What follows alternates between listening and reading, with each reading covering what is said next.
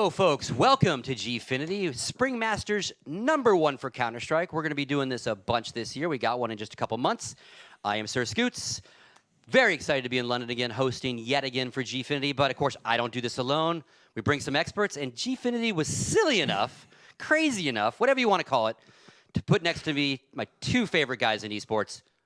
Well, almost my favorites. Thorin and Richard. How you guys doing? We can't be your favourite, Scoots. I've never even made you $1 Yeah. yet. Yeah, I think you're one of my favorites. You're one of People my who favorites. paid for that extra wing in your pretty mansion, sure right? Alex Garfield's one of your favorites. Oh, no, I don't know. Not anymore. I mean, I got my money. I'm all good there.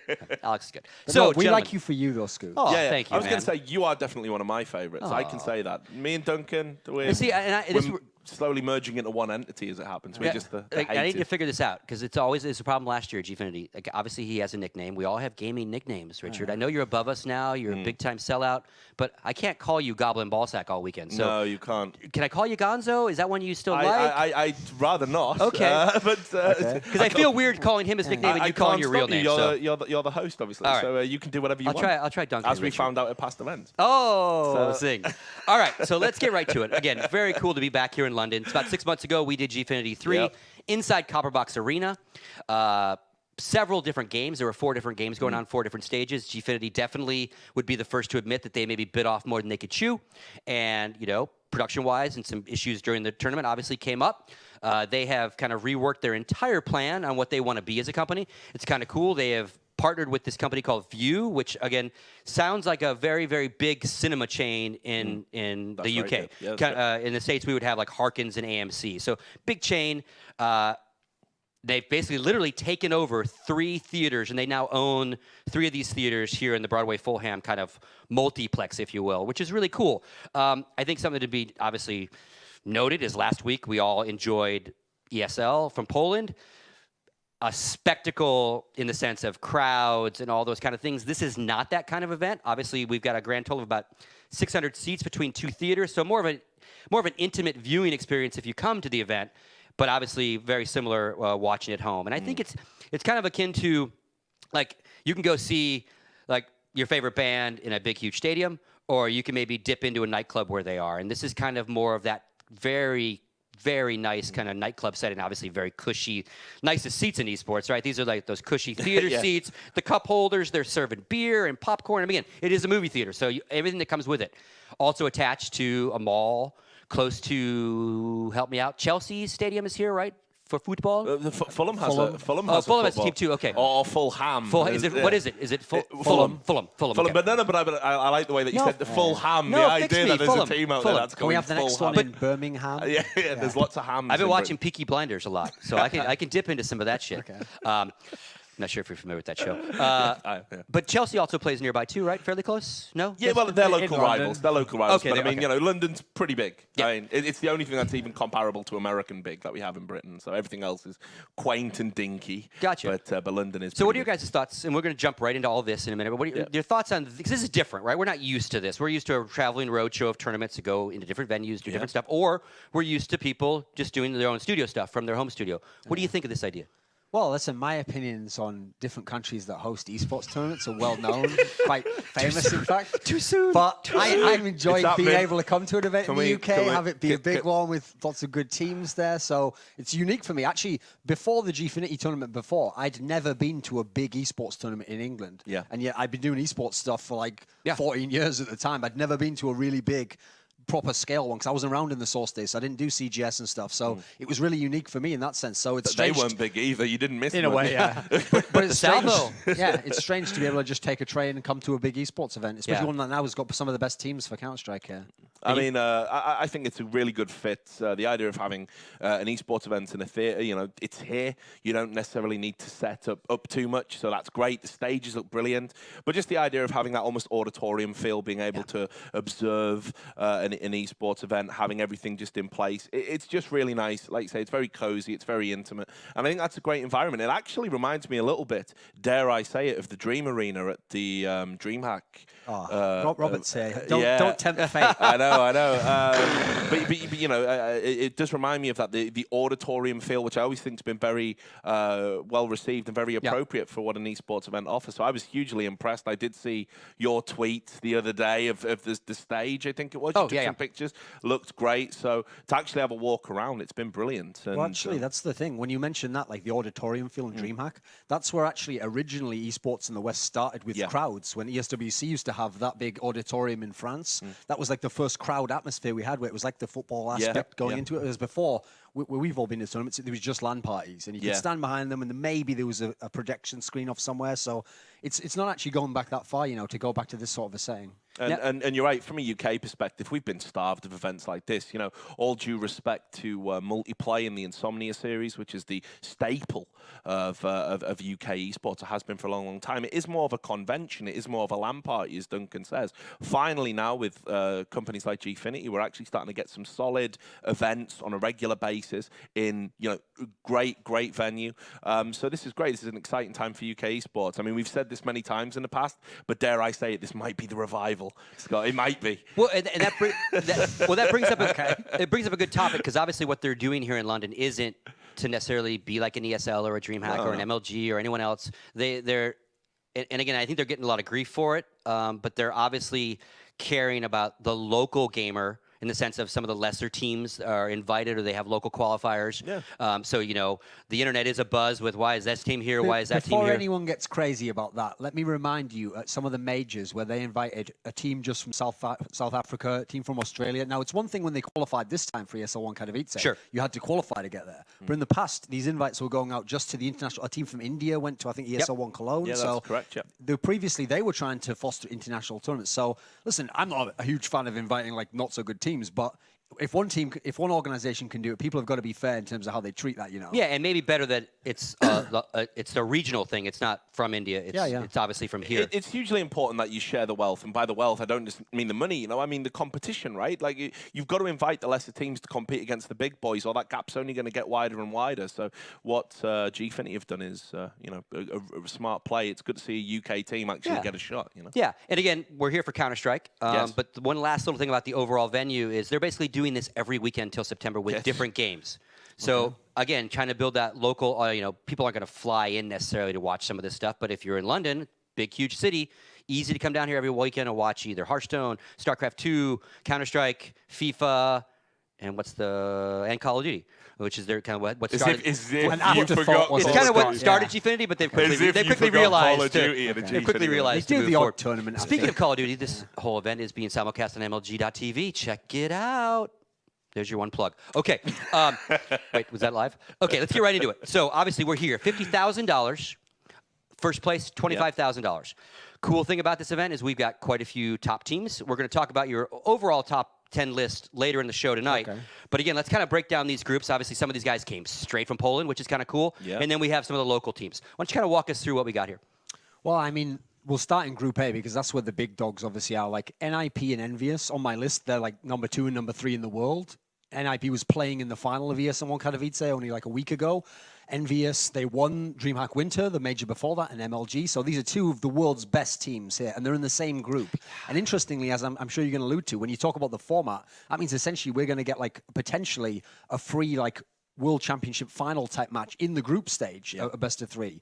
Then you've got Property, who, okay, they're not so well known. They're a Swedish team, but the players within them are known. They've all been around the scene. Some of them have been in different teams. Like one was in LGB back in the day with all of them and Crims. JW, crucially, from Fnatic, the new champions of ESL. He's going to be standing in for them. So that's already a potential upset right there. You got one of the world's best players coming into the team. And then Gamers2 were formerly known as ESC, the second best Polish team. They were the team actually who at DreamHack Winter came very close to upsetting NiP on cash and knocking them out of the tournament actually in the group stage. But in the end, NiP prevailed, went to the final there. So we'll see what they can do representing Ocelot's new organization. Over in Group B, the big name, obviously, Virtus.pro. They reached the semi-final of ESL 1, but actually they're attending with a stand-in here. They're bringing Michu, but normally, like, listen, that's a turn-off when you hear that a really world-class team's bring a stand-in. But you don't have to be too worried because they have used him before. They actually used him at the Game Show League. I think it was in October of last year. And he's played with them in the past when they've needed a stand-in. So I'd imagine it's a little bit more familiar than just a straight-up stand-in guy. Cloud9, obviously a huge organization from North America. At the moment, probably still top dog in North America, but that's a bit touch and go. Sure, sure. Orbit is another Swedish team of players where... Replacing Titan, Yeah, yeah. by the way. These have some other names that you'll know once we get to the rosters. And then Infused is the local talent. They're the guys from the UK, and they were at the last Gfinity, some of them. And so we'll see. They've got a massive uphill challenge to get out of the group here, but let's see if their invite was worthwhile. We actually have our matches for the day. So obviously we're going to kind of talk about all of them, but we're going to focus on main stage matches. But again, there are 2 theaters here with the exact same, basically, stage setup. So it's not even like you're playing in a back room. You're playing on a stage, just in a different theater. Obviously, Ninjas and Pajamas Gamers is the one we're going to do. Cloud9 and Team Orbit. And then obviously on the Challenger stage, you see those 2 matches as well. But again, both matches are streamed. So it's Gfinity TV and Gfinity TV 2. Yeah. So you can multi-stream that, see both of them. Let's kind of go ahead and talk. One thing you didn't mention in the groups is JW's here, but he's not here with Fnatic. No. Who's he here with? Well, he's here with Property. And so, I mean, that alone, the good thing about JW as well is, here's the interesting thing. In Fnatic, he plays this really wild card role where he does whatever he wants in the team. So actually, if you were going to pick up a ringer last minute to bring into a team, that's exactly the player. Super explosive player, does whatever he wants, doesn't even really play off the team. And so if they just set up a Fnatic-style scenario, listen, I don't know if he can win the series, but he could win them a map. Oh, definitely. I mean, I think Property here, like, when I was looking at the roster, a lot of the XLGB players are on it. You know, Schneider, who was one of the favorites to maybe go into Ninjas in Pajamas when Fifth Laren dropped before Makalele got that role now. You know, rest in peace, Makalele. We all miss you, brother. But, you know, I think that Group A is incredibly stacked. I think Gamers2 are really going to have a tough time in there. And I think, quite rightly, I think Team Property are going to, you know, potentially cause an upset in the groups here. I mean, they've got some fantastic talent on the roster, and JW is really the tip of the iceberg. He's like the icing on the cake. You know, you bring him in, and he is a wild card. You know, he can be amazing. He goes for the wild shots, the flamboyant shots. If they come off, brilliant. You're going to win a round. If they don't, you're probably not. And that's just his style of play. But I'm interested to see how they match up against Ninjas in Pajamas, because they know all of those players very intimately from years and years of playing against each other. And everyone knows the Swedish scene's quite incestuous anyway. They all play, they all intermingle. Just in game, though. Yeah, just in game. No, not literally, obviously. I don't want to get into your kind of territory. Yeah. Well, it was fun. We were all here for a couple hours, maybe. No more dream hacks. Yeah, we're out. But you know, I think probably will have a better time against Ninjas in Pajamas. I think that'll be a series that actually could potentially throw up the banana skin rather than Team Envious, which have been here in London for like. They were here in London before they even went out to Poland, so they've been boot camping. They're effectively almost like a home team now. They've been living in that hotel, like Alan Partridge or something. And you brought up GSL, and again, normally we're used to and never happy with best of one GSL style, right? Which we love GSL style, but this game with the maps and the sides, like best of one is never. I shouldn't say never. But generally the best team might not win, right? But best of 3, you know. Cream's going to rise to the top, right? The reality about best of one is that it's always been a necessity due to the organizational failings, if you like, of esports organizations. The fact that if Counter-Strike's a game that always seems to have delays at every event. How long have we been going to events? Have you ever had an event when there wasn't a delay? You know, it's back in thinking maybe 2. And because of that, the best of one is almost like the safety net. It's like, well, it's only one game, we'll be okay. But if you have a best of 3 and something goes wrong, that's terrible. And that's one of the reasons why we've shied away from it, even though there is no doubt the GSL system, a best of 3 system in the groups, is it's the only way to decide a match. Otherwise, you are going to get these freaks, these anomalies, and it can be quite sad to see a very good team get, you know, wrecked on one map that they really didn't want to play, but they couldn't veto it because they had to veto another. Best of 3 is always the the purest preferred way to settle a series between 2 teams. And speaking of that, we're going to get right to our casters, which is really cool. We've got Semler and Vendetta. But before we do that, let's quickly tell the folks at home what our maps are and kind of get some thoughts on the picks advance. Okay, so for the main group. So for Virtus Pro versus Infused, this is the first one we want to do? No, we're doing the NiP Gamers 2 match. Okay, NiP Gamers 2. Okay, so NiP picked Cobble, and their bans were Mirage and Inferno. Interesting they would ban Inferno because obviously, famously, that was actually their best map up until recently. But they kind of had a big upset where they got beaten by TSM on it in the round of 8, so maybe they just want to steer clear of that. They're picking Cobble. the new Cobble, obviously redesigned. Gamers2 picks Nuke, itself a strange one because historically NiP was really good on Nuke, but then again, Nuke was the map where they almost lost to TSM in that same round of 8, so maybe they've seen something there. And then Cash will be the decider. And actually, this ex-ESC team is well known to be good on Cash. That was the map I said before where they almost beat NiP on them when they just got Makaleli. So if it can get to a third map, that could potentially be real fireworks there. Okay, and while we got some time, why don't you go ahead and walk us through the Challenger stage match, which is Virtus Pro Infused, right? Okay, so Virtus Pro picks Cash. Not really a surprise there. They're a very strong team on that map. Then Infused picks Inferno, which interestingly has famously been quite a good map for Virtus Pro, so it's already looking a bit bad for Infused there. And then the Deciders Overpass, where Virtus Pro play a bit of it. So I think the problem with that map pool there is that Infused, it's going to be hard to steer away from Virtus Pro's maps because they're so good. And so I feel like it's setting up to be a 2-0 there for Virtus Pro. But Overpass is the map, if I recall, that Keed beat them. Yeah, I think that might be right. In the round of 8. That is correct. Very close. I think 14-16. It's interesting, that one, actually. I mean, that's one of those situations where Infused have picked their best map, which is hands down Inferno. And it's also very strong for Virtus Pro. So it's one of those things where it's like, are you going to do what you do right better than the team that can also do it right? You know, and I agree with you. I think Infused are going to struggle this event. They're not really a team. I think we should kind of point out they're almost like an amateur team at this point. They you know, they don't really practice that much. Yeah. They're not together. They come together primarily for events. But who knows? You know, Nothing I mean, to lose. VP with a stand-in, exactly. Nothing to lose. We've seen VP slip up against lower opposition in the past. So. And you can't scout that team. You have no idea what they're going to do, right? Because they don't play. Yeah. So yeah, you absolutely can't. Which incidentally, I think is where Team Orbit can sneak in, because all these teams were probably thinking about Titan and how to play Titan. And now this wild card shows up that is a good team in their own right. Absolutely. So that'll be very interesting. All right, folks, that's it for us. We'll be back after this best of 3 to talk you through the next set of best of 3s. Sir Scoots, Duncan, Richard, and now the two guys that I'm really excited to see, Semler and Vendetta. Take it away, guys. I love the timing. All right, thank you so much, Scoots. So that's it. We've heard about every detail we could possibly imagine. But before we get into the game, guys, it's time. No, wait, that's not how it's supposed to go, right? No. Okay, exactly. No, we're here to see some CS, right? So that's it, man. First game of the tournament. Ven, are you excited as the bearded Scoots sounds? I actually am, because we haven't seen Gamers2 since qualifiers for Katowice. Obviously, it didn't go too well for them right then and there, so they've had some time to improve. NiP, on the other hand, they've been very busy, just coming off the second place at Katowice. Yeah. Excited to see whether or not Gamers2 can actually create an upset here. They talked about it in the studio. They could potentially see this, going to a third map, so that could be exciting. I'm actually most surprised about the map pick from NiP, which is Cobblestone. I actually think that this isn't that big of a surprise, because we know that the teams are getting more and more comfortable on this map. They've had a long time now to get used to it, and more importantly, since the changes have come, pleasure by playing the map. They've actually found that it's fairly interesting. It's given them more options, easier to get some rounds on the T side, and that's kind of like what the whole map was about before. You kind of got stomped into the ground if you started T side, and then it was kind of like actually, the opening for Gamers2, because we see how NiP play the map, but we don't really know how Gamers2 play the map. And so they could be going into this thinking, great, this is potentially an opportunity for us to catch NiP off guard right out the get-go. Yeah, it could be a blessing and a curse, really, because seeing how they didn't qualify for Katowice, they had no real reason to practice Cobblestone.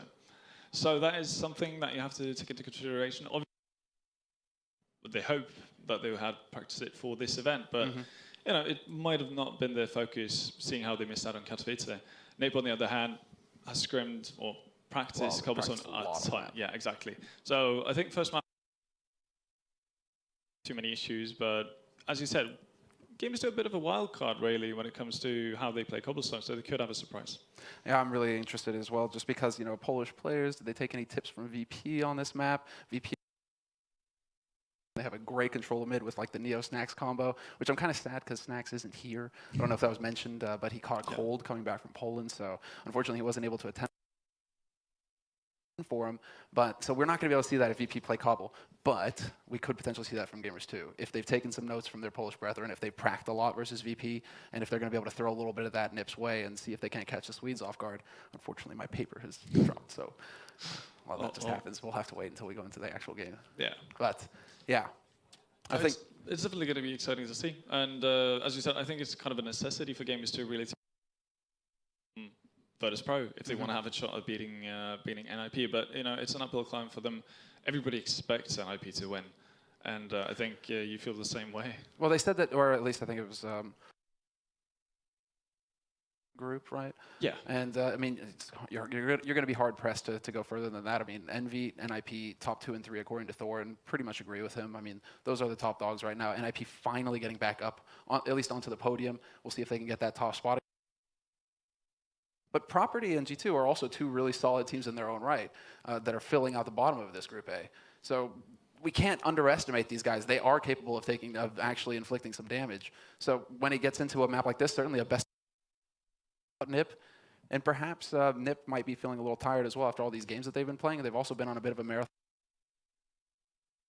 Beats us straight into this event. Gamers2, however, are going to be fresh. They're going to be ready for this. They're just prepared for this event. That's all they had to worry about, and they just had a whole weekend to watch how NiP are playing right now. So if anything, if they knew that this was going to be their first map going into it, I think NiP really have to be on guard. All sorts of crazy stuff that they prepared just. And I think also what's a cool thing to have in the back of your head, really going further into this, beyond the first game, is the fact that, well, you talked about Property. It's a Swedish team. They've been, on the up as of late, and we know how domestic matchups can go. They get crazy. I'm just waiting for Schneider to get right? It's a pity the train isn't in the pool anymore. That would be perfect. It'd be very fun. So what look forward to tonight, and I think we're going to get a great game to start everything off with. I think it's going to be perfect too, and that's also something that we have to mention.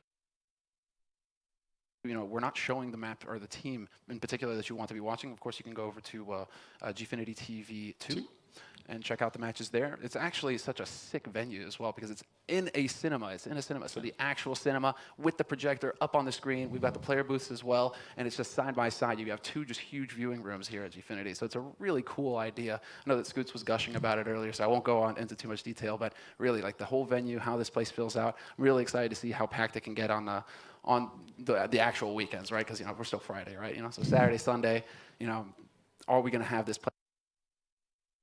Teams in the world play. I mean, Fnatic didn't make it, but we still have NiP and VP. I mean, that's a solid roster right there. I mean, you do have a bit of Fnatic with JW and Property. One-fifth of Fnatic, yeah, right? Exactly. Yeah, but here we go. You actually have the players now on your screen, and they are playing in booths here. They've prepared that. They use them for COD. They use them for all their games, essentially. In there to fit the 5 players that you need for CS. So that's right here next to us on the main stage. Really sick setup here at Gfinity as well. But as far as the players are concerned, NiP have actually been coming into the event. Like, we've been here for a few hours now, and actually they've been in that booth that entire time. Like, they've just been getting prepared. Forrest and Freiberg have been having like surf-offs, just getting their eye in, getting ready for this match. But NiP right now are just buckled down and focused, no doubt about it. Yeah, absolutely. And obviously, Vita's performance wasn't really just a flash in the pan. They want to make sure that they are a stable team. After talking with the players after the event in Poland, they were obviously very high on the fact that they wanted to show that, well, we're coming, for that. They are already talking about that with an interview on Aftonbladet with Forrest, him saying, because Aldo is the big question, right? Is he going to go the way of Mikelele, of Delpan? It's like nobody even mentions Delpan anymore. Like, Delpan was actually like the second stand-in for NiP, and he just was there with Aldo now. So that was unfortunate for Delpan, but he's still bouncing around, and they really seem to have settled on Aldo. And listening to the POV stream, all throughout Katowice, every time you get to actually listen to fitting in well with the team, cracking jokes with Forrest. I mean, you got the biggest hang, and Aldo can. He's got that dry finish wit. And then, just as far as the calls are concerned, it really seemed like on the outside, just trying to do his thing, and then the other 4. That's how it functioned. No, it really felt like they came together as 5, and Aldo felt like he was part of. As far as we know, Forrest is saying, so long as Aldo is happy right now, we're keeping stay as part of NiP. So this is it. This is perhaps the roster that we're going to be looking at for the next 6 months here, at least. That this is the one that they're going to try and make that. We're going to see this lineup for a lot longer than 6 months. Just from talking. But just from talking to them, they seem to be all in love with Aldo, really, and you can't really blame them, judging from the POVs, and they just seem to have a great chemistry together, and they actually play good CS, which is a pretty big thing, and it seems like we're going to have a bit of a sneak peek on Cobblestone here. And this is it. I mean, we got the run-through going. No, for him. No. No, it's not. It's not the knife round. Actually, that for a second there, I was like, Yeah. wow, okay. And then they're all just running out there. High impact, but now you guys can see basically the features, the different features on this map. So you have connector here, right? And like they have changed quite a bit now on this map, but now here we are into the game, and it will be settled. There was a coin toss to determine which team would get to pick or start the pick ban, but as far as actually starting on sides with the map, we have knife. As to whether that knife round has actually been played out or not, I'm not sure. So we'll find out in a moment. But everybody's going Kevlar. All who went Kitten, HE.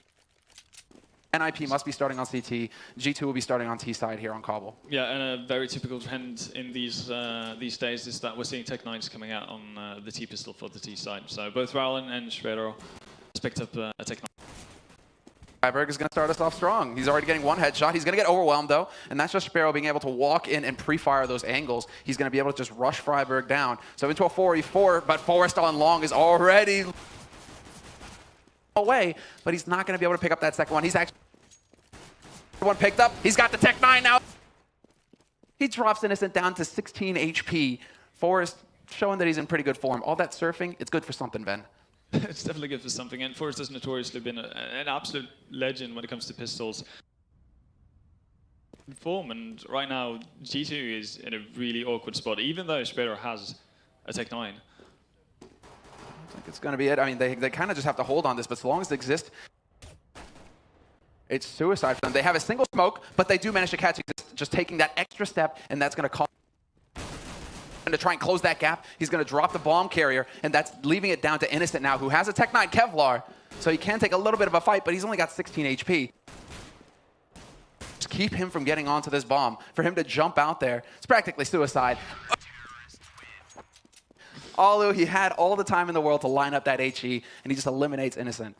It seems like we're going to have a little bit of a pause. Not quite sure what that is about, but hopefully nothing major. But yeah, obviously in the area walls is going to do a lot for NiP in actually gaining map control, because picks up that kill, even though it gets taken down, he gets the information that he needs. There's only Shredder around, nothing really to be worried about just instantly for NiP. So you can see that they hold their rotations, they don't do anything silly, and off of that being, you know, able to stay in his position. I think that's the big thing is the extremities of this map as well, being able to push out, like any map, like Mirage, you know, we're always talking about pushing into AABs, pushing into B-apps, these sorts of things. It's the same thing, same concept on Cobble, and you can see it on your mini-map there, those passages on the side, on the left and the right. So Freiberg, exactly what they need to do. But NiP right now, I think they're going to be feeling pretty confident with that start. It was a little shaky there, but they played it well, especially after. Both of them are there, guys. Don't be pushing them. Get Right was quickly able to change it up. And once they had that bomb in hand, that was pretty much a situation that NiP, it should be impossible for them to lose, barring some godlike headshots coming out from Innocent in that situation. Now we have the force buy actually coming up here from Gamers2. They didn't get the bomb plant. They know that this is a double eco situation, so they're just going to go for it. Tech 9 armor. I'm surprised to see that we don't have more Tech 9s. There's actually a Deagle getting picked up here. Yeah, the Deagle is actually quite surprising, but it does work out pretty well if you're able to get into such a wait in an angle for someone to come aggressive on you. Right now we can see G2 is posturing up towards the drop zone here. They might be running into a bit of a... There it is, the Pro 90 angle holding behind it. Alu is there with with his Nova as well. It's like everybody's kills with the SMGs. Exist has his own Pro 90. He's able to pick one up, and the final kill goes Alu's way. 2 kills for your Opera with a... Quickly, $5,500 already. So he's probably just going to stick with this again this round, because he knows no plant for Gamers2. They can do whatever they want. Yeah, this is just an excellent opportunity for NiP to basically just build that economy. Alu already sitting on 5,500 is a great position to be in. He can basically make mistakes and still be able to pick up that AWP in the next round. Gamers2, though, on the other hand, the best they can hope for in this round is maybe a couple of kills. Yeah, an HE to the face is definitely not part of what they were hoping for. Sparrow does manage to catch Get Right out. Good positioning there. They're just getting gunned down here. Forrest lining them up at the end. A quad kill with the UMP. That's $600 per kill. So much money. You know, speaking of Alu getting out of there, filthy rich, Forrest as well. That's insane. That's so much money that he just made in one round. And that means that they have serious options. But there you go. The first one that I was going to say, that double AWP setup. I mean, what do you think about that double AWP setup on Cobblestone? I actually like it a lot. It allows for aggression both in A-holes, and you can also have that safety back towards the B bomb site. So definitely a viable setup for the NiP, especially when they have such stable AWPers as Alu and Forest. I already see them taking up positions as well. Gamers2 right now, they have been blocked off at the end of that long hallway now, which is new essentially. You used to be able to just get behind the major pillar with the tree on it and kind of just close. A wall has been added in to really make that just a long hallway, that exit there for the T side. So you can see them gathering up outside of it. That's where the bomb is right now, and they're just taking their time setting up. Yeah, Gamers2 have no interest in potentially losing the first buy round to some random aggression from the Swedes. So just taking their time, setting up, and we're most likely going to see a smoke execute here towards the B bomb site. It's looking like it. I mean, Existence bought him out now, and he does make it out in time. That's so important. He's going to be able to slow things down with that flash as well. Good anti-flash timing that sets it up for Force with this AWP, who's going to miss his first shot, and he's not going to get a second one. Patient, and there you go. Closes that angle, but he gets dropped down by Minis. Freiburg, however, returns instantly, and this quick rotation coming in from NiP.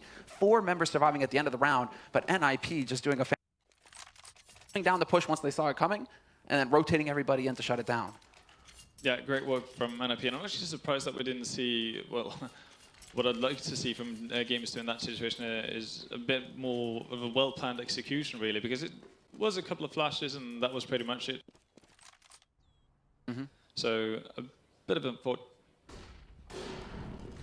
Okay, so it looks like we're going to take a quick break here. Is that what's happening?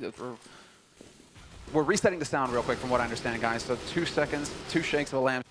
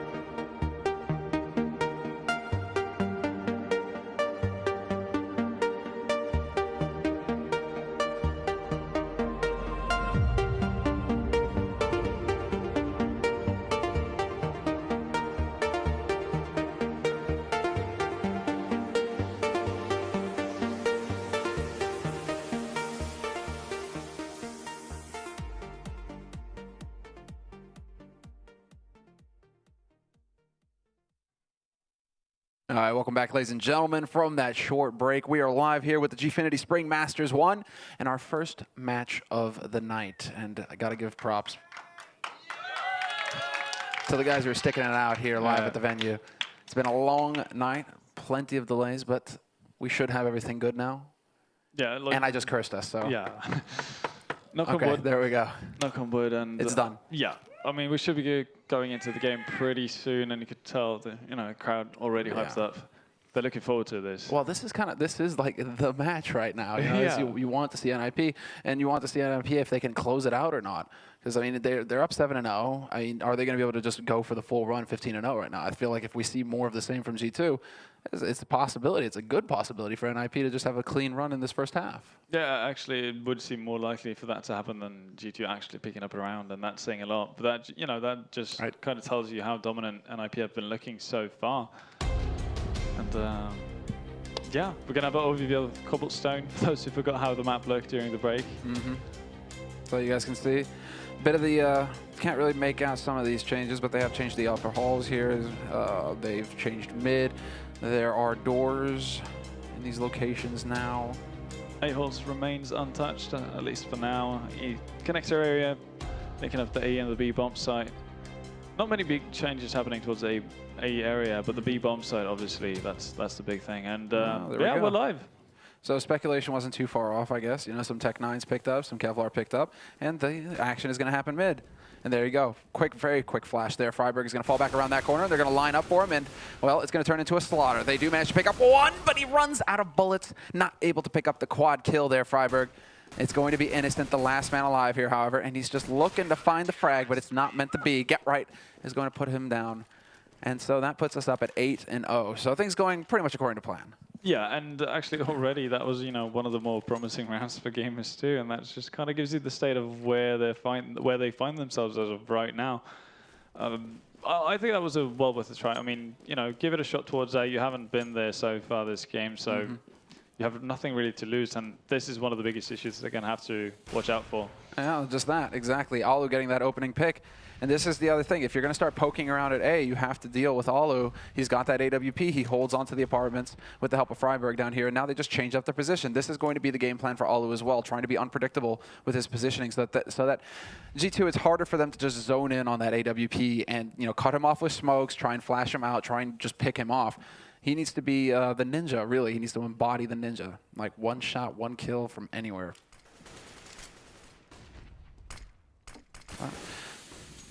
Perfectly timed smoke there, actually, to block that off. There it is. I mean, he's actually going to catch Freiberg out. So there's already the rotation coming through here, however, but we have to see exactly where G2 decide to take this now. Bomb is making its way over to the voluptuous bomb site. And Rollin, this is it now. Forrest not going to get that kill. Walks right into his crosshairs. And now this is going to be that turn of speed. All three members just barreling out onto this site. Exist trying to do the best he can, but that smoke is going to block him off. He needs to try and find the shot on this site, but he's not going to get it. Runs out of bullets. And so now, for the first time, they actually have a bomb site. G2 will get the plant. This is still a doable position for NiP, but obviously Gamers2 are in pretty decent after plant position, and with Mouse picking up Get Right there, the best thing Ali can hope for really at this point is taking out as many terrorists as possible and then just saving his AWP. And a nice shot there, just takes his time, lines it up. He takes a little bit of damage. But he's willing to get in here, and I like the fact that Alu is hanging around. NiP, filthy rich. They have all the money they need. Now he's just listening in, trying to zone in, and there you go. Point blank gets the kill and just tombs Innocent. He could even potentially get the last one. It's actually going to be Mouse to hunt him down there at the end. So little HP left on Alu, but this is still a good round for NiP. I mean, yeah, they do manage to limit the gain that Gamers2 actually got from it, and now, the crucial round that we talked about so many times is about to unfold. Gamers2 need to pick up this round as well if they want to have any shot at staying in this game, because if not, it's all reset and they're back to square one. That's going to be the pressure here. And just, having spent all of their money as well because of all those kills that they took in the last round. This is a big opportunity for NiP to run away with this half. It's a big opportunity for G2 to actually have an impact here, but they're going for more of the same. Flash out onto the B site. Forrest caught with the wrong gun in hand, does not adjust in time. Exist gets flashed, and here we go. Great flash there to get that frag on Exist. And they actually have now Sparrow up on this site. Smoke goes down to block off connector. He's going to take a little bit of nade damage, but that's not the end of the world. The most important thing is that now G2, they could potentially get another bomb plant. Except that Get Right, I mean, now this is just turning into an all-out battle. Get Right is here to save his teammate as well. And Innocent, the bomb gets planted, but he's now in a 1v2 situation. Now makes that a 1v1, but he gets spotted out, and he cannot hide here. You can wallbang through these walls. The perfect timing, though, to catch Get Right out. Get Right caught mid-air. Nothing he could do. Getting a little bit ahead of himself there, it seems. You know, he thought that he had definitely locked him down in that hut. Yeah, a bit of a weird... it's weird how that actually played out. I would have figured that Get Right, you know, would have taken the time to just spam through the a little bit I guess more. hen house, you could call it. Yeah, exactly. But you know, finally we see Gamers2 doing what they didn't do initially, and that was actually push through. We saw them. We pushed out with 3 people, got onto the side. Sparrow picks up 2 frags. What? And Alu shoots between them? He still turns around and gets the other. He knows 2 guys are there, though, so he has to back off and play careful. Freiberg rotates in to support him, but that nade, great bank, just catches Alu out before he can get out of harm's way. So brings that back to a 4-on-4 now. And once again, G2, now they've really spread out across the map this time around, and it's worked out for him, although Freiberg is going to get the drop on Sparrow. But what Gamers2 are doing right now is actually really good because they're finally spreading NiP rather thin, which is something they haven't been able to do, you know, before they started picking up rounds. So the fact that they are showing their presence towards a bomb site, even though they, you know, this time are not that successful, it's still a positive sign from the Polish team. Now we have to see if there's going to be more of the same here. Rollin really taking his time. They know that Forrest is still alive. They know that he likes to lurk around on long. They're trying to check all the angles, but they're going to be able to make it past onto this site. Totally white, though. Rollin, they're not going to be able to see a thing as Exist takes him out.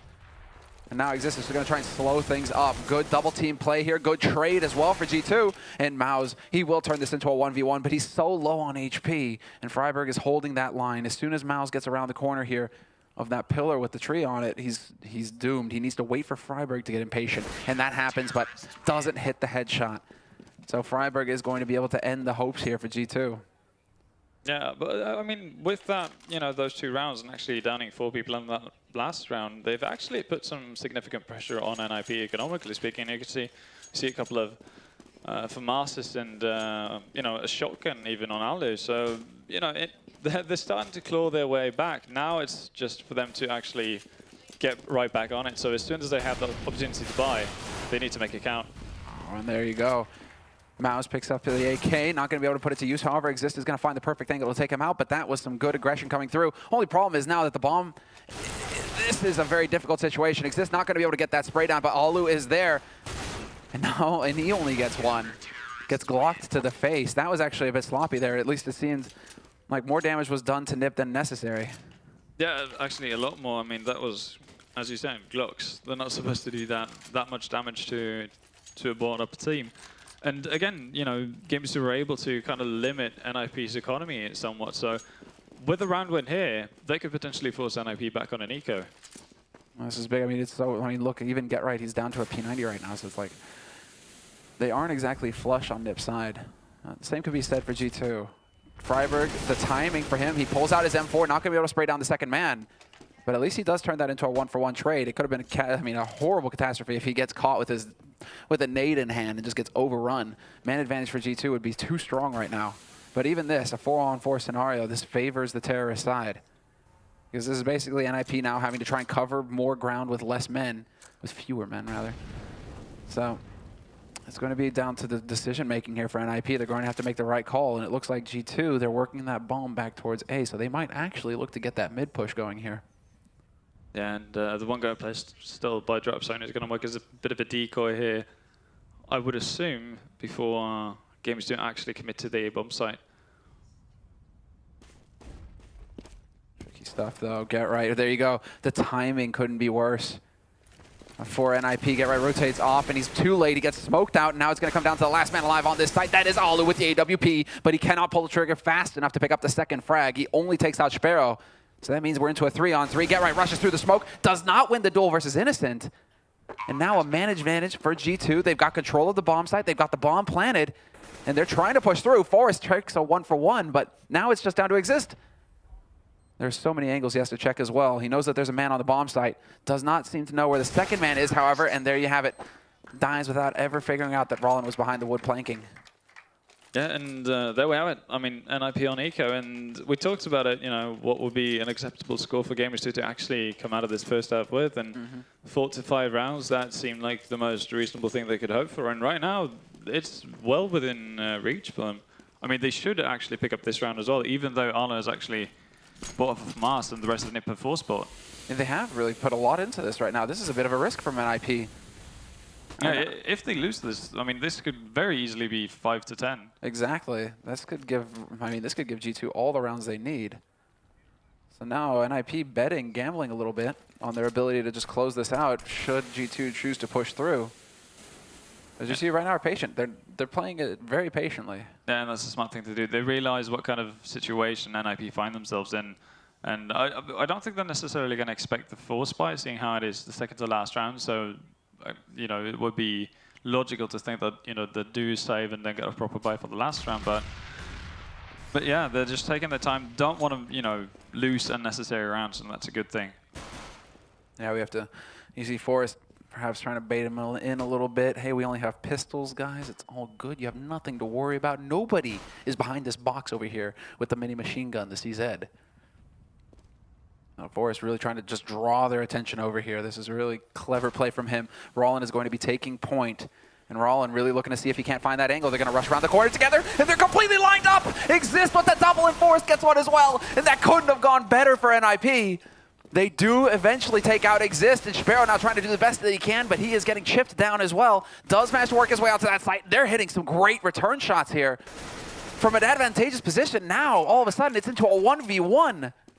Good flash there by Freiberg, and he's going to try and hunt him down. He has picked up an AK to play with here. And this comes down to timing now. Does Sparrow spot him out? He does, and he gets the headshot on Freiberg. Great round by G2, great round by NiP, but G2 somehow battled their way back. Yeah, that was just a couple of crazy headshots from Maz and Sparrow right there. And if it hadn't been for that, it could have easily been a complete disaster. I mean, 3 opening frags from NiP. I think Forrest did a brilliant job of baiting enough attention from the Gamers2 members. Actually allowed a pretty easy double kill for Exist. Yeah, he did really. I mean, that's that kind of scenario, and it took quite a while as well for him to get those kills. For a second there, I thought he's actually missed, you know, that last bullet, but he gets 2 instead. That went about as good as it gets for NiP. That was perfect, and yet G2 did not give up. They hit the shots that they needed to, and they ended up taking that round. So now it is another round of force buy here for NiP, and they are trying to change it up somewhat here. Get right with the lurk. I like this boost, but we'll see if it actually works out. Freiberg, he just shuts down Manise. Get right. The lurk paid off. He picked off Maus, and there you go. Another 2 entry frags here for NiP. Freiberg not realizing that he actually hit those shots through the smoke. A very close call there.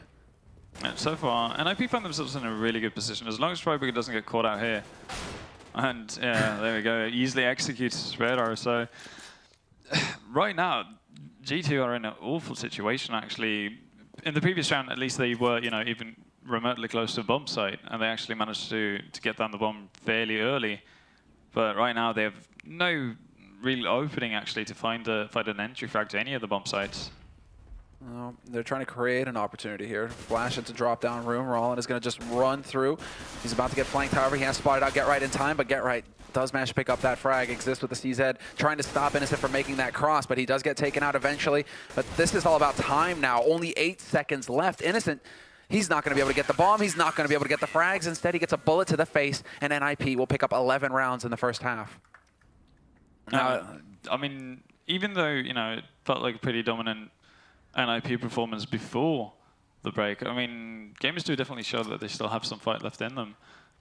I think 4 rounds is something that they'll just pretty much have to be satisfied with, even though they should win a round. Simply when they're fully bought up, they should win a round like that last one. But they can't really hang their heads because of that. I think this is pretty satisfying. I think they have to realize that they were kind of lucky as well, especially getting away with that 4th round, where it could have all just been a horrible catastrophe, a calamity, and missing the pistol round would have been one as well. But NiP have already taken some HE damage here, so this isn't exactly the best start for their T half.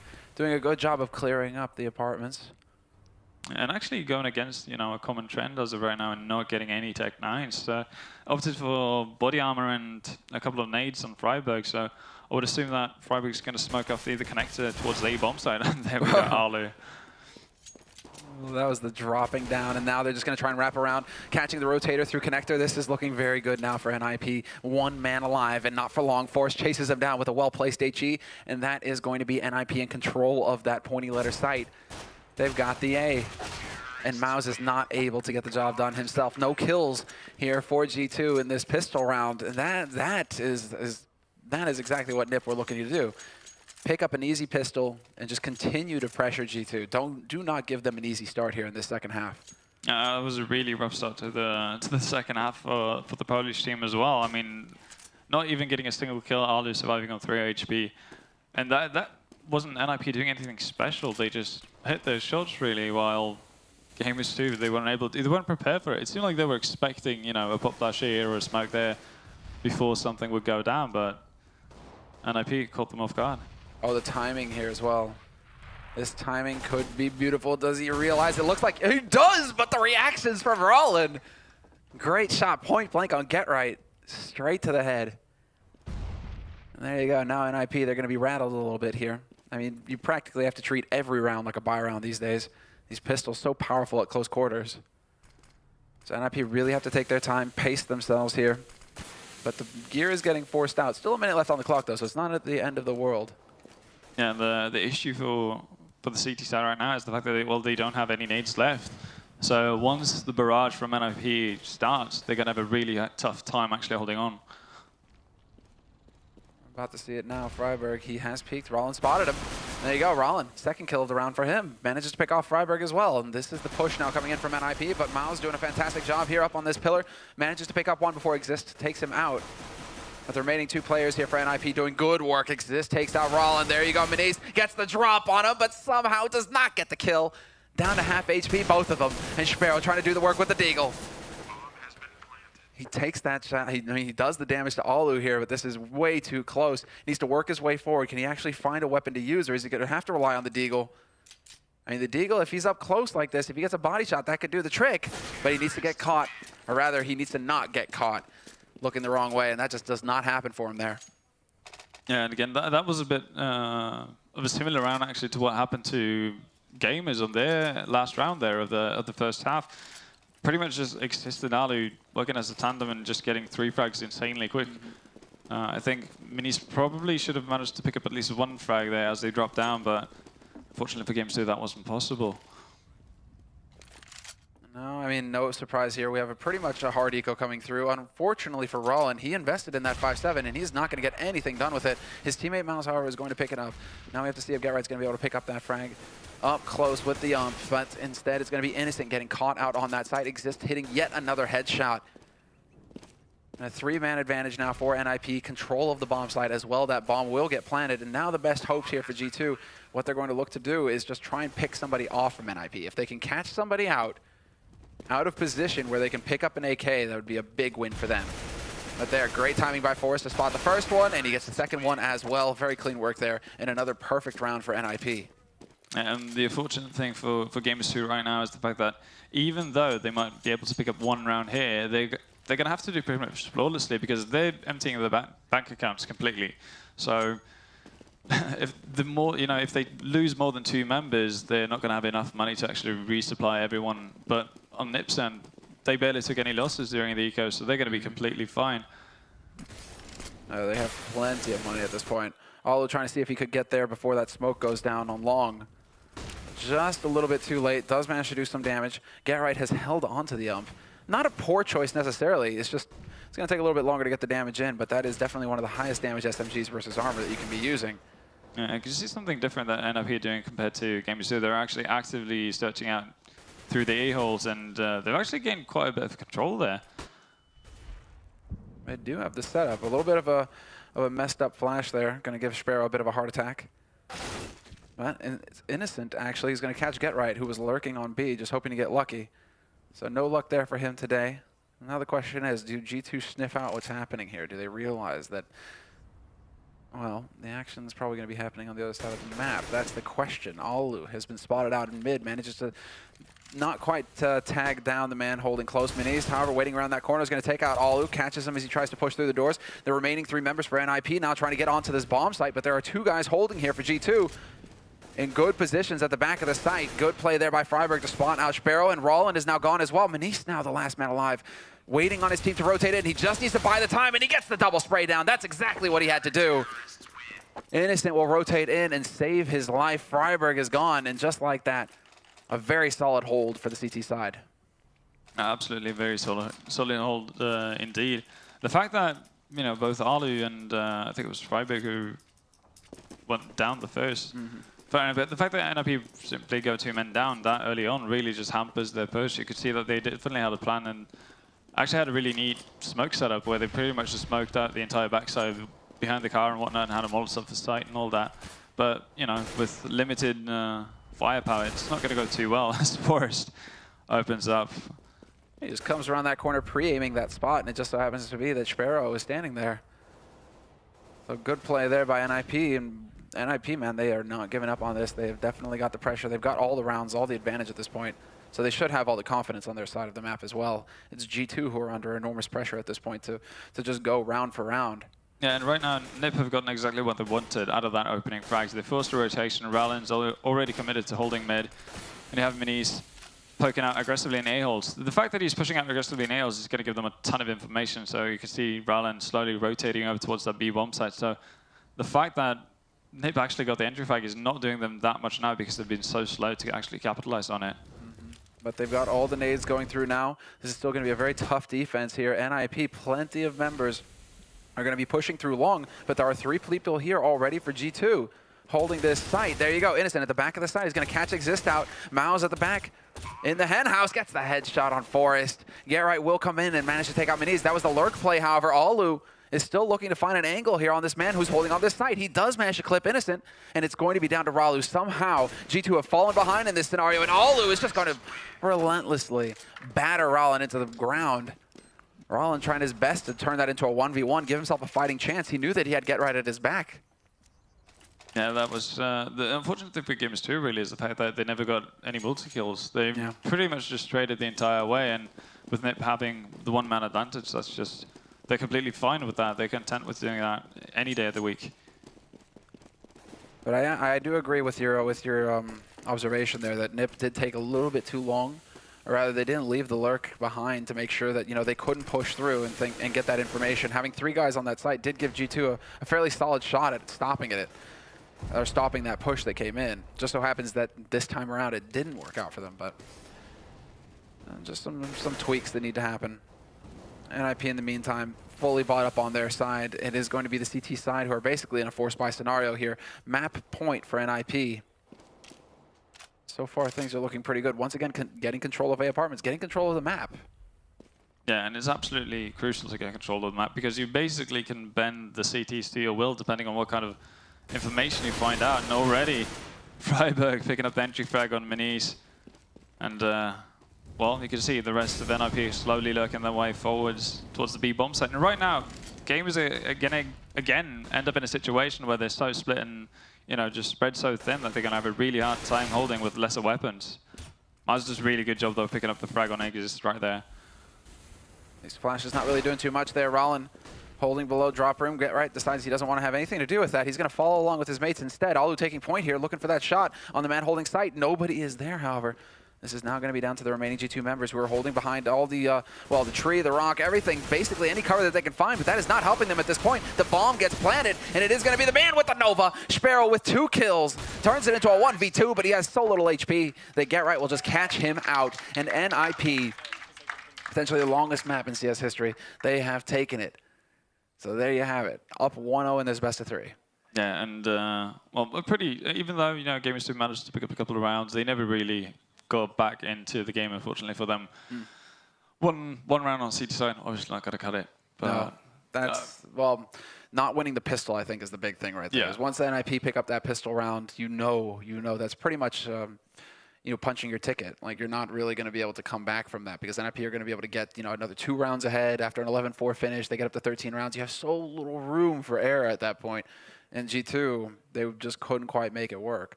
NiP, though, I like the style that they had approaching that T side, though, you know, really spreading out across the map, taking their time, finding the picks. It just seems like they've become very comfortable on Cobblestone. It's not a map that you want to mess with them on. No, definitely not. And I actually really like it. Basically, they split themselves into two you know, separate teams. And I think it was Forest who always joined Freiburg there in 8 holes. So, you know, basically just let them roam around and see what they can do while the 3 other members from NiP just kind of just wait about and see what happens. It feels like Get Right, like this is his map, right? Like the perfect map for Get Right. You know, you just see him, you have the other 4 guys doing something on one side of the map, and then you just have Get Right, and he's got like 1,000 corners to choose from. He's like a kid in a candy store van, like, you know, a cat with a ball of yarn. He's just going to be going all over the place, hiding behind this corner, hiding behind that corner, looking for the flank here.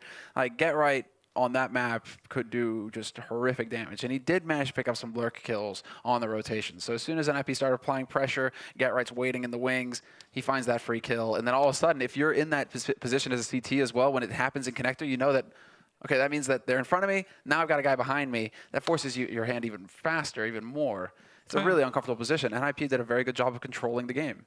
Oh, yeah, absolutely. And I mean, you know, the fact that you mentioned Get Right, you know, everybody knows he's going to lurk, but there's nothing you can really do about it. So you can see him, you know, every single round on the T-side for NiP, you know, setting up by that drop zone, and you know he's going to be there. Rallen was definitely aware of it 100% of the time. Yeah, exactly. But he can never leave it. Because for some reason, you know, Get Right has that built-in X-ray in the, you know, in his eyes. So he just notices when people are not there. But then it's like it's just then it's the mind games for Get Right as well, because at that point you see how he shows himself, and then Rallen's like, Get Right, you know, okay, I know where he is, and then Get Right just runs away. So then Rallen has to actually stay there. Get Right can then at that point, after showing himself, just say, right, you know, I'll just let him guess. I'll go over here. Yeah. You know, what was it like? What we used to say, you know, it was like, okay, if you don't know where Get Right is on the map, look behind you, right? Yeah, exactly. You know, like that's the power of Get Right and the ability for him to pressure teams. It doesn't look like G2 were quite able to handle it this map. So he top fragged from the beginning. I remember before the pause, I think he was sitting on like 11 frags, 4 assists. You know, so yeah, I think it ended up at 22. Same with Freiburg. So you know, Get Right seems like he's hitting his stride again. You know, perhaps this new roster lineup with NiP is giving him a bit of confidence that he's been lacking for quite some time. So good to see there. But I'm not sure actually what the second map is going to be. Oh, it's going to be Nuke. That's right. Yeah. So perfect timing there. Perfect timing. We're going to be going into Nuke next. And so, Ven, what do you think this means for G2? I mean, going up against NiP on this map. I'm actually surprised. I mean, I think, you know, the bet is, well, you know, here we're going to start, you know, we're going to get the CT side and we're just going to, you know, hope. That's pretty much the idea, because NiP are notoriously known as one of the best Nuke teams in the entire world, and they have been since the start of CSGO.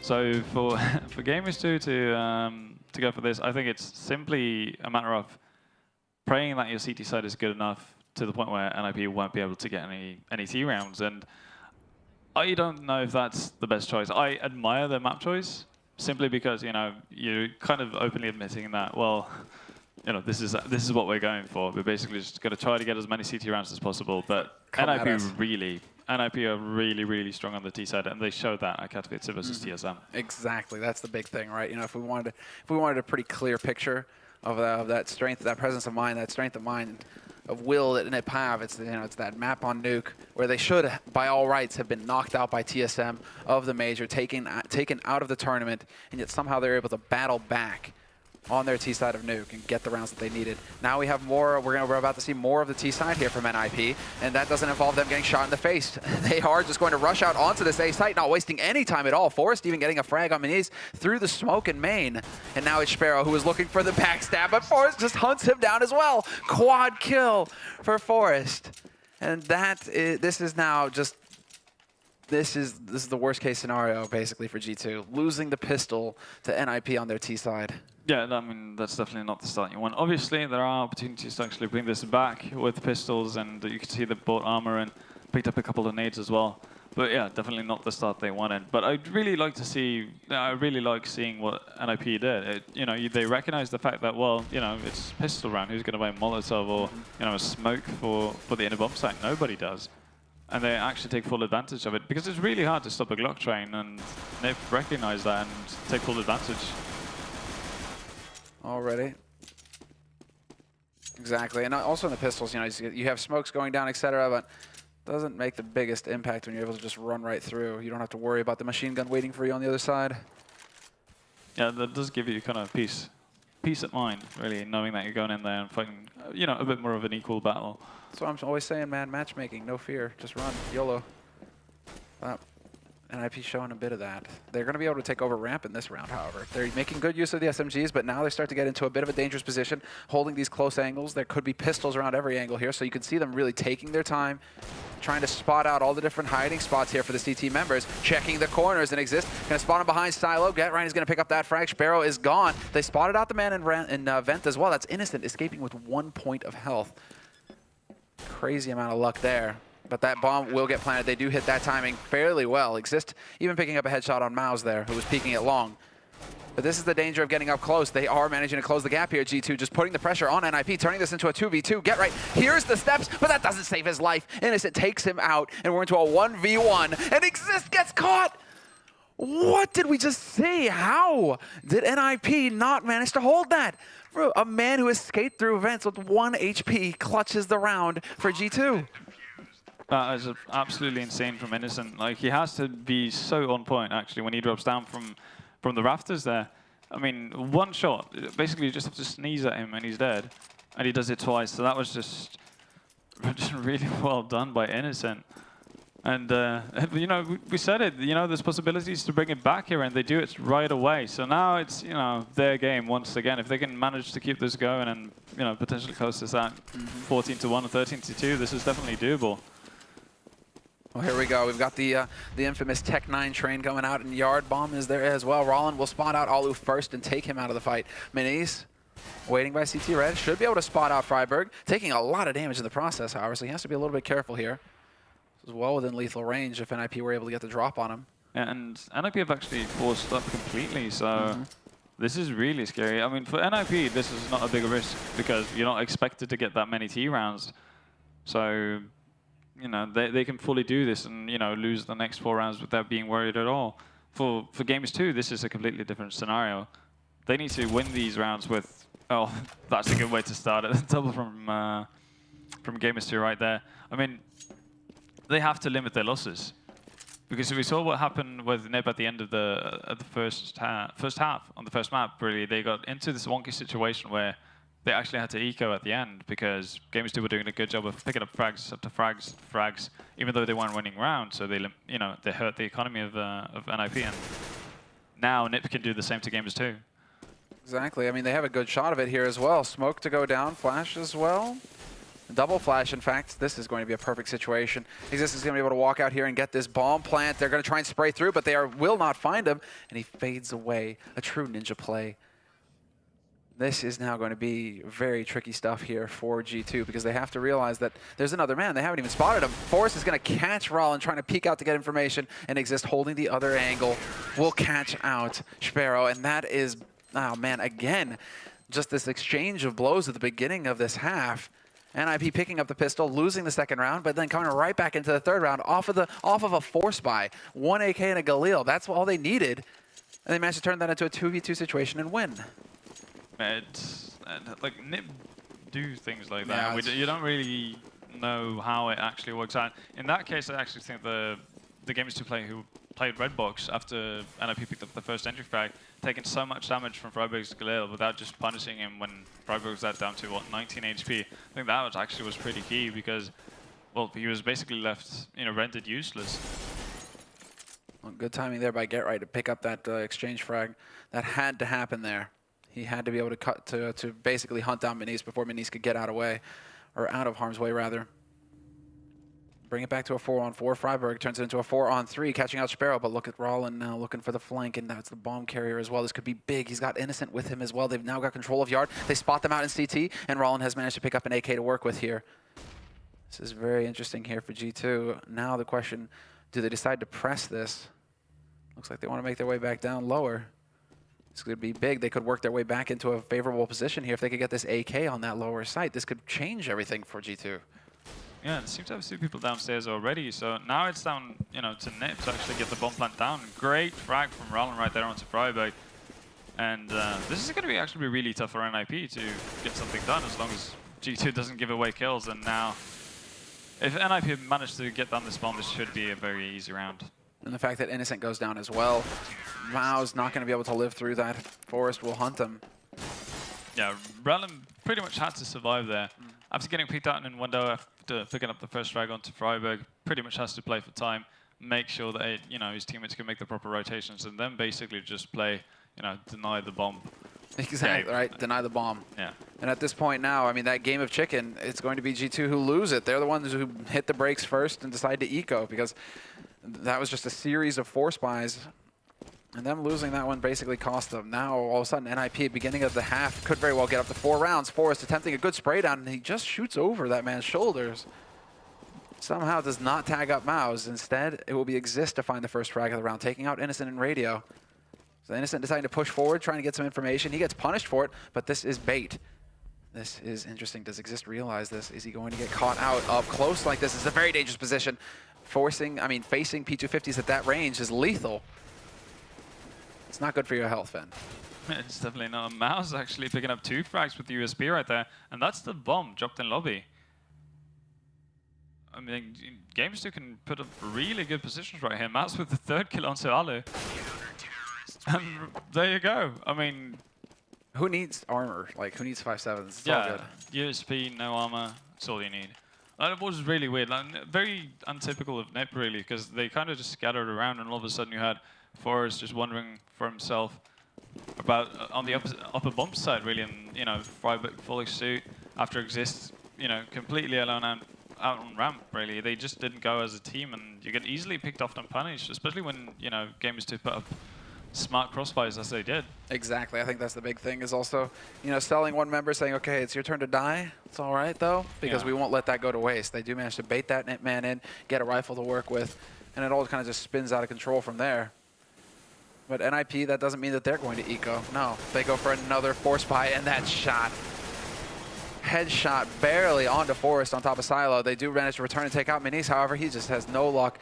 They did spot the man out on Catwalk, but Get Right cannot land the long-range spray. Instead, it's going to be Freiburg taking out Rollin. But that was another kill. That was not the kill onto Innocent. So Innocent is able to make it out of there, and we're into a 3-on-3 now. They have another rifle to work with here, Freiburg. And Innocent really taking risks here, peeking out when he's at half HP. Not sure if I agree with that. Yeah, very unnecessary actually from Innocent. He could have easily held back and just, made the assumption call of, they're going to go down secret and basically live with that. That's perfectly fine in that situation instead of giving up a kill, because now you've put your teammates in a really awkward situation. Yeah, and then Sparrow looking to rectify that. Very quick reactions here by Alu, however, looking to catch him out, but Maus is there on upper, and it is going to be Exist, the last man to die with NiP here. Well, basically giving it up. That was, even getting a free kill like that onto Innocent, they weren't able to make the play. I mean, Innocent at that point is going to call for that lower rotation. He's going to say, get on that B bomb site right now. Yeah. And G2, they didn't waste any time, and they held it very well. Yeah, but for future attempts at that, you can still give the same information without necessarily having to die for it. And I think that's key, because you don't want to lose necessarily weapons and worsen your get a lesser economy than what you potentially could have when you're playing versus NiP or Nuke. Woo. Shots coming through, but Minis misses 2, hits 2, tags the 3rd, drops Alu down to 15 HP, and Alu is just going to drop right on top of Maus, who's just madly spraying. He gets taken out by Get Right, who's now lurking around Squeak, but Innocent rotates in on upper, and he manages to pick up the final kill. So not giving away too much. Can they save the AWP? They will not be able to. But Innocent is going to have the money, Maus as well. So they're not going to be without a sniper rifle this round. So G2, at least they'll be able to stabilize there. But this is still, 2 good kills, quite a bit of money spent by G2 this round to re-equip the team. Yeah, and again, this is where the unnecessary deaths come into play, because if they win, if NiP managed to take this round off of Gamers2, then that could spell huge issues for Gamers2. Managing to get some decent nades into Radio there. Spotted all to get back around that corner. Sparrow taking that fight, gets headshot down to 10, well, to 12 HP, and then takes some fall damage to boot. So not a very cheerful position for him to be in. Freiburg manages to sneak past that smoke and catch Minis off guard. So the AWP is down now for G2. And, well, NiP are in control of ramp, but that's Get Right, of course, going full lurk, picking out a man in yard. Forrest waiting for the flank behind. Innocent is not going to get lucky there. And Rollin is now going to get caught out by Get Right. They just completely fell apart this round, G2. That was just odd to look at, really, because initially NiP do something that, well, pretty much no one does anymore. Well, that was just basically go on, taking duels at ramp. And they did that as the entire team. And as soon as they managed to lower, I think, I can't remember who it was who actually went down to 10 HP, but as soon as they lowered the guy's HP on ramp there, they just took that, as a good enough sign for them to go for it. And normally you would see Gamers2 being able to pick up at least 1 or 2 frags from a situation like that, and if they don't, NiP get way too much steam to run around with. Well, they have plenty of steam now, NiP. I mean, they've got... Well, they have the money, and we saw just, how expensive that last round was for G2. No surprise now that they're ecoing. So again, NiP with another opportunity. I mean, they're already pretty much where they need to be with 4 rounds. If they can get up to 5 or 6, it starts to look pretty grim here for the Polish team. So we have to see if there's going to be another miracle here, if they're going to be able to get an eco win. Minis trying to do his best here in Garage, trying to line them up, but eventually Alu will manage to remove him from the map. And so NiP now have control of Yard, leaving G2 a bit in the dark as to where they want to go. Yeah, NiP this time around just, working as a huge group, really, bar the one lurker, sitting in T spawn. So they're definitely taking a different approach to this anti-eco round than what they did the previous one. And then, it's obviously working out as right now. Get Right picks up Innocent as well. Yeah, right. I mean, that lurk is paying off. Freiberg was the man waiting back in T-spawn. He's going to catch out Sparrow. Manages to pick up a nice shiny new pistol as well. And Get Right, big round for him this time around. 3 kills. Just managing to clear out that main area and get control of that upper site. NiP now have the breathing room as well. I mean, look at their money. This is a fantastic position for you to be on like your T side of Nuke. 5 rounds on the board and enough money to full buy at least the next round, if not get a force in the round following that. So it's looking very good here for the Swedes. Yeah, you couldn't ask for more, really, in the situation. And now it's down to, Minis, we can see right now, to come up big with this ult, because he's got no nades to really work with. All he's got is armor. He needs to hit a shot and actually prevent NiP from getting down into secret, which is going to be extremely hard with these smokes. Yeah, perfect smokes to block off. No gap for him to take advantage of. He's looking to see if Forrest is going to get back up on top of Silo. That's not going to be the case for now, at least. These smokes are going to start clearing up in a few moments, however, but Alu's going to give this up, and instead it's going to be NiP once again taking over ramp. But it looks like this was given up willingly here by G2. Already having fallen back to the lower site. Sparrow is waiting. He's going to be closing this angle, and our NiP going to be able to look in time to spot him out. No, he will still be able to pick up 1 frag. Picks up a second one as well. Great hold here so far from Sparrow and G2. Leaving Alu alone in a 1v4. This is definitely not a favorable position for the Finnish Opera, and that is not going to work out for him. That's the round that, Gamers2 can very easily live with. Just losing 1 member, completely fine in the situation. Right now, they just have to make sure that they can't be forced onto an eco as soon as they lose. So, opportunity to build back for Gamers2. If they can win 1 more round, then they actually have the potential to force up if NiP makes it back. That's the cushion that they're looking for, essentially. They need to be able to have at least one round, and there you go. Forrest trying to get up there very quickly. Very quick boost on top of that box, but Minis was there first. And Minis looking towards Stylo, still spawning towards Yard as well. Decides to change up his position, however, take a bit more of a passive angle. Not become too predictable with how he's holding out there. I do like that from him. Good adjustment made on his part. NiP, though, this time around are down a man, so we have to see what they're going to be doing here. Looks like they just want to try and take these peaks, try and take these duels, see if they can catch somebody out of position here for G2. But so far, G2, passive holds apart from Rollin, but even Rollin's position doesn't really give too much away. So, really solid hold here so far for the CT side. Yeah, they're more or less just waiting for NiP to run into them. You can see Alu getting boosted on top of main roof here, but not going to find Minis as he just moves away from potential trouble. And there you go, Alu with the mind games. And Exist is going to be able to lurk fairly close as well, so this is definitely looking like NiP. Once again, in control, 4v4, but only 30 seconds left, so this is where it starts to get a bit difficult here for them. Looks like Exist wants to try and flank his way up. Get Right going to lose the duel versus Innocent, who peaks at just the right time. And now 3v4, 20 seconds left here. NiP are running out of time very quickly. They have to make the play for lower, it looks like. Flash in. Are they going to look left? No. Well, they will, only to get taken out by Sparrow. Exist does manage to trade that, but now we're down to 10 seconds. Last man alive. And, well, not sure if he can get 3 kills in 4 seconds. No chance of a bomb plant, and Mouse will find him. So, There we have it, G2. They managed to stabilize after a little bit of a scary moment there. Yeah, and now you can see now, even though they have to, you know, drop weapon here and there, they're actually going to have an okay size of money. You can see, I think it's Rallen there sitting on 5.4k, so they're going to be able to replenish fairly decently, even if they lose around at this point. And that's the situation you want to be, you know, at all times when you're playing the CT side. And another big thing is the fact that they can actually buy up with Molotovs now, and you know, you see that instantly being used to actually prevent potential inner rushes. And well, not surprisingly from NiP, we're going to see a wall smoke out in yard. This is something they've been doing since, well, the start of CSGO. The dawn of time. Exactly. Forrest clicked his fingers together, and there was fire and smoke.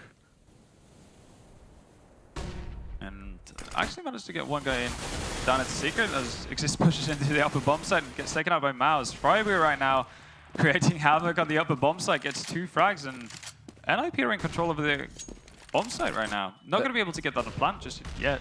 They're in a pretty favorable position. Sparrow manages to sneak his way up onto Cat as well. Such a risky play that. If somebody's watching that angle, so easy to take you out. He does manage to land great shots here. Freiburg headshot. Freiburg gets taken out, and now it's just down to Alu, 10 HP. He managed to sneak his way into Squeak somehow.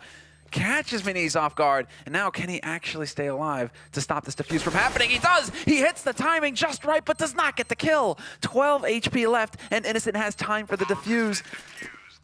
Could have swore that Alu would have that kill there, getting the drop on Innocent.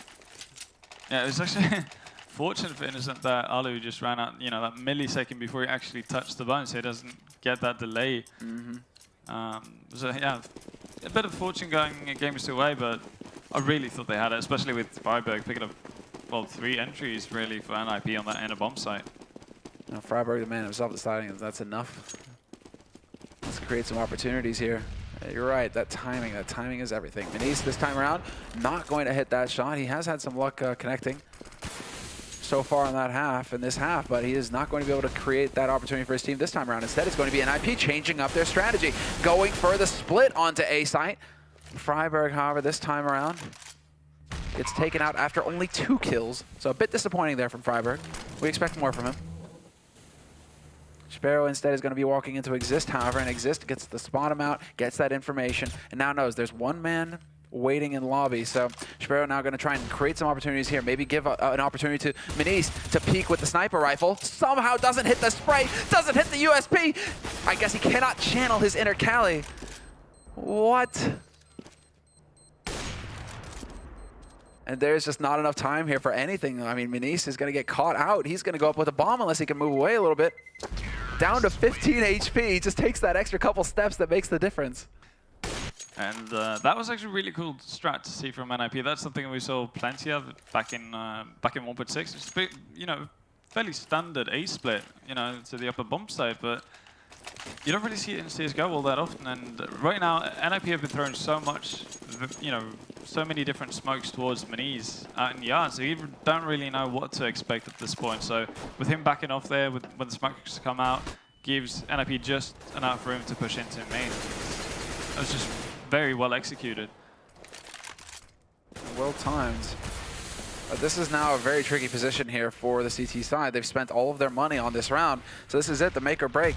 They cannot allow NiP to get up to a 7-7 scenario and Exist. Already starting off strong, taking out Innocent for the entry frag. The NiP up a man again. The smoke's down in yard, going to cover their exit, and they're going to be able to make it down to long here and start looking towards that lower site. But G2 are getting a good read. They've already decided to rotate a man down lower. So Rollin is going to be in position here to catch NiP out if they try and come through the doors. Do like this here. But he needs to have an extra man down here to help him out, I think. Yeah, he's got a man on ramp, but then he is not exactly on the bomb site either. So Rollin getting forced out into the open, into the waiting arms of Get Right. Innocent, is he going to be able to catch him? Yes, he will. Gets that headshot on the Get Right with the AWP. Gonna add a couple % there to his headshot ratio. And as you said, the problem was, you know, Rallen absolutely needed to have more people around him for them to actually contest the bomb site.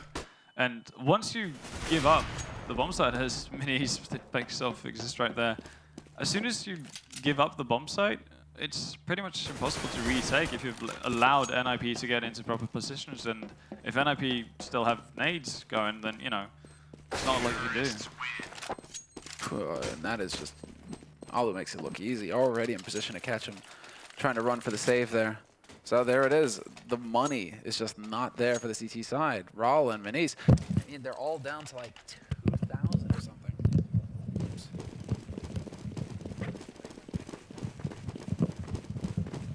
I think we're all right. I think we're all right. Yeah, we're all good. right. We're all good. Oops. So yeah, last round of the first half, and 4 spike coming up from Gamers2. Really hard to actually hold on to this unless they can get a couple of early picks and the aggression on ramp doesn't quite work out and can't get a frag even with a deagle from main. And right now, NiP are just spreading themselves out quite thin, actually. You can see Gatright pushing close up to under heaven, and you have one guy working still in lobby. Gatright picks up the first frag there. This is just the snowball effect. Quick move there by Mouse, but Freiburg manages to trace him down with the with that spray. Yeah, I mean, this is now turning into, I mean, this is just a snowball effect. This is where NiP, I mean, there's not a whole lot that G2 can do in this scenario. They just keep walking into headshots pretty much. Freiburg manages to get another one. Freiburg looking for a 4th. He's going to get shut down with the swag.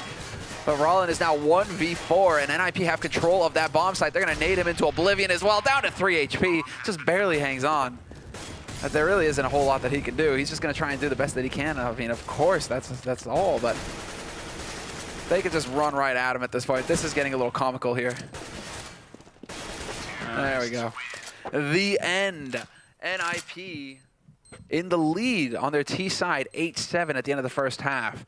So it's more of Cobblestone, really. It's just NiP getting control and never really letting go of it. Yeah, NiP played a really well, you know, a really good T half there, actually. You know, you can see multiple, you know, different executions from pretty much 2 different setups coming out of them, and that's, you know, very scary to play versus because you have no idea how to react to what you're seeing initially before it's too late. And we saw that happen time and time again, where the rotations really from the Polish team was just too late. And right now they have to pray for a miracle, and it starts by winning the pistol round. It starts by a YOLO B, man. That's what it's all about. And there you go, straight up onto ramp. Full rotation coming out from NiP, not wasting any time at all. And there's the ramp control for them, but they are not stopping. They're just going to continue barreling through. Into hell, Exist gets overwhelmed. And there's a second kill coming in for Rollin as well. Catches Forest peeking. And that, I'm sure, NiP were not expecting to run into that much pressure so early on. Gatright does manage to get the drop on Sparrow. So there's a 1 kill coming back NiP's way. Mouse is still fairly low as well, but Manise is lurking out here in Garage, and not sure if he's going to be able to catch somebody out. Alu is waiting around the corner, just trying to get information. But this is, I mean, this is a very scary situation here for NiP. They could be anywhere at this point. Oh, and a bit fortunate timing there from Alu to pick off Manise, and this does make Gamers2's situation a bit rougher because, well, they're going to have to get down the bomb, and you can see Freiburg's already on it. Looking for that shot, Freiburg, and it's going to be Alu picking up his second frag. 2 on 3, now a 2 on 2, and somehow they managed to bring it back to a 1v1. But 30 seconds left here, and Gatright takes that fight. No Kevlar, 5-7, and manages to get the shot onto Rollin at the end. So NiP, it just continues. Second pistol round for them now, 9-7. And when the team wins both pistols, Ven, now the question, do we see that slug match, like that slugfest that we got to see in the first half? Well, we do see Gamers2 forcing up, you know, not surprisingly. Rollin actually opting to pick up a scout, so assuming we're going to see a lot of action towards Yard. This is a bit of a different take on it than what NiP did. Agreed. All right, there's the pressure. Gatright, Freiburg. He's got the Bison, and it finally lands the 1 dig on him. But that was a bit extreme. 3 Bison kills, that's a lot of money going into Freiburg's pocket. Yeah, he's going to feel pretty good about that. You can see him 5-1. He's going to just go directly to the cold, even though we're going to see another Rico. Right now, the only goal for NiP is, you know, limit your losses as you go into, you know, as you wait for the first buy round. That's essentially it right now. I mean, it's just going to be straight Glocks here. As expected from G2, they didn't really get too much done in the last couple rounds. So another round of eco is in order here, and again going out into Yard, so that's going to be good. They're going to avoid that that P90 that's waiting for them on Exist. Instead, they go running right past Secret. Get Right is going to be able to catch out the first man. Good dodge there from the HE. Freiburg. Oh, man, the spray control from Freiburg. That looked almost robotic, just the precision there. Tags one man, readjust for the second, readjust for the third. That was methodical. He's done that before, you could tell. And fairly easy round for NiP Gaming, actually. You know, I thought that might have an opportunity to actually catch some of the NiP members off guard as soon as Get Right, you know, only managed to pick up one before 3 made it down to Secret. But Freiburg wants none of it. And then obviously this is the end-all be-all round for... What is going on? Get Right luckily managed to take out Sparrow, who's peeking. But that was innocent with a double entry frag onto ramp. Finally, Freiburg manages to take him out, but Manise return onto Freiburg. So we have that revenge frag, and now it's just a man advantage here for G2. Get Right trying to lurk his way in, reacts in time, and what's worse, he drops the bomb carrier. NiP now have control of the bomb. This is a real problem. This is how you throw away an advantage, G2. And you can see right now, the fact that Get Right managed to drop the bomb from Gamers2, and the fact that Gamers2 actually hung around on ramp room, has allowed for Exist actually to get into a pretty good position there on the lower bomb site. So Get Right's free to roam at this point, and you know he's picking up so much information, and you know he might just be able to do the most classic Get Right thing you can ever think of. Don't say anything, No. just watch, admire, and now Exist. I mean, this is like existence. You know, like he's just smiling right now if he's watching this. He's like, yes, very well done, Exist. You know, you're doing exactly what you have to do there. The learning. I mean, you remember when like Smiths would just run down there every round. It's just like, go to Toxic.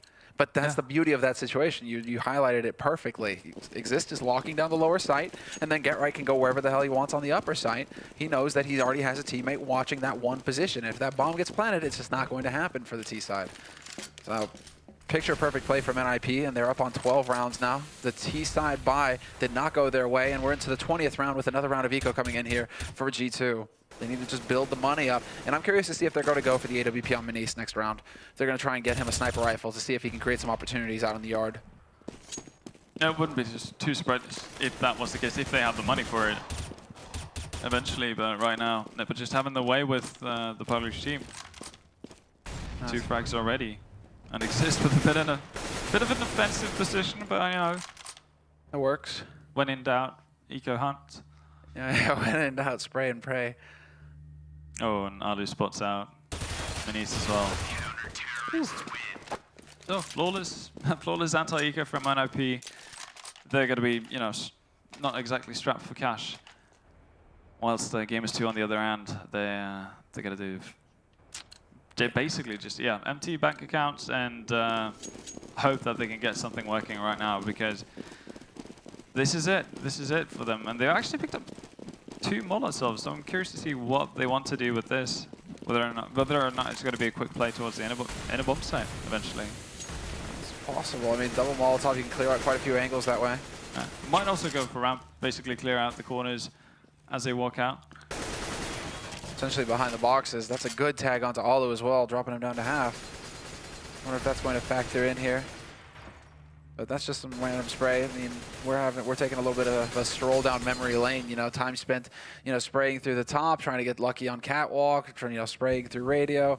I mean, you're just looking to see if you can't soften up your opponents real quick before you actually come down and make that play. And now Manise is going to be the one. Okay, it's not going to be yard control. Instead, it's going to be ramp. But this is very solid as well, because as you can see, he has a straight line right down. So if Alu were to take that peek, he'd be in for a pretty sad surprise. Yeah, right now, Gamers is just playing the waiting game. They want to see if any of the NiP members want to take the challenge. Oh, does not hit that shot. Just a second too late there. I mean, Ace is still hungry, man. He is looking, trying to catch Alu down. They are down to 30 seconds here, so there's very little time, in fact, for G2 to make this play, and they're trying to make NiP think this is going to be very good here. Now does NiP make the proper call, rotation in? Freiburg gets caught by Sparrow, who was lurking in Squeak. And there's the flash into HUD, and Exist hits the perfect time. He gets the double spray, gets the triple. No, he does not. Sparrow lives. But Alu is here, forced and Get Right rotating onto the upper site, and 6 seconds left, 5 seconds left. Did he make it? I think he did. I think Sparrow just barely made it in time. Just under 4 seconds, and he gets that bomb plant down. And Sparrow even managing to pick it up as well. This is excellent. Sparrow looking to get it, but he gets wallbanged down by Forrest from the hut. Perfect nade here, but Forrest lives. He dodges just in time, and now Innocent has a very tough decision to make. The room is on fire, and he's going to have to run through. 3 seconds left, 2 seconds, and he's going to save it! Innocent again delivers. Again, yeah, that's exactly it. And coming through in the clutch. And I think that is just about as close as you can get to not defusing it. I mean, that's just a fraction. That's Fraction away. I mean, hell, that was a round of fractions, right? Because already getting the bomb plant at the last possible second, and then managing to save that defuse at the last possible second. Talk about cutting it close. If that's what you have to do to get a round off of NiP, you're not going to be able to do that every time. That was far too close. But again, you know, NiP having built that advantage early on, you know, not going to be really faced in terms of money, so it's going to be back to the grind. You know, grinding ball for Gamers2. That's a bit of a painful start there for Rollin. I think he did get headshot through that wall there, so yeah, great initial damage here for NiP. Yeah, Innocent as well. All right, now you can see, again, NiP post-string just playing it safely, not interested in giving away easy entry frags for Gamers2. Do like this again, all using the same position. It's kind of just the hop and skip.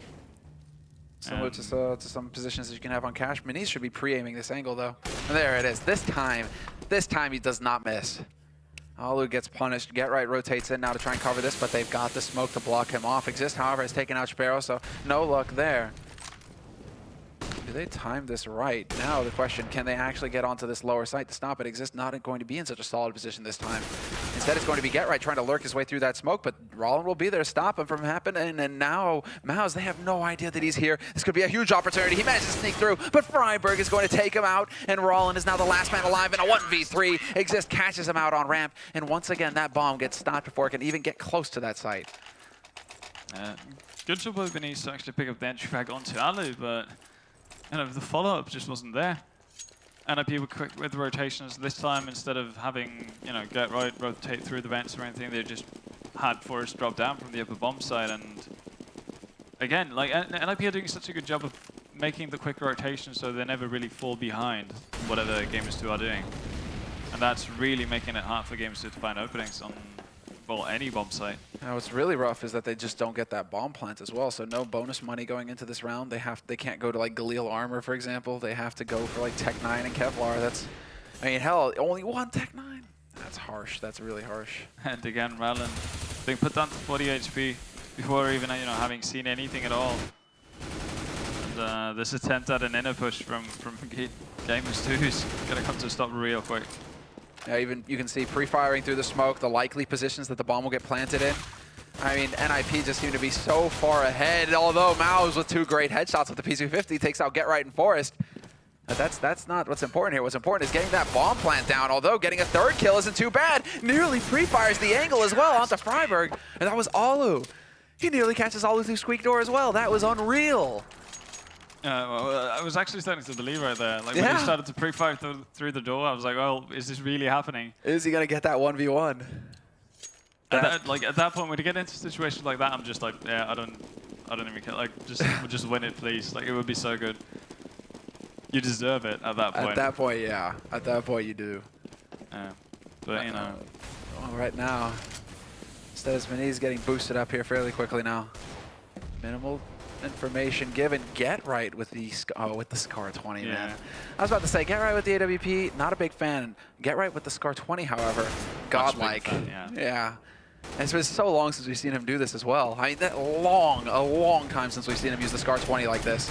Well, I mean, you know, it rose into popularity due to its usage on Train, and we haven't seen Train in the competitive map pool for quite some time, and well, it's all on Innocent, and he's gonna have a rough time with it.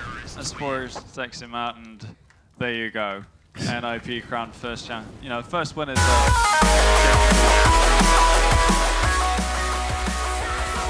there we have it, guys.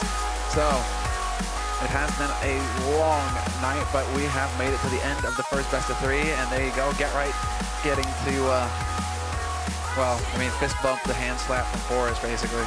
They look tired. They look tired.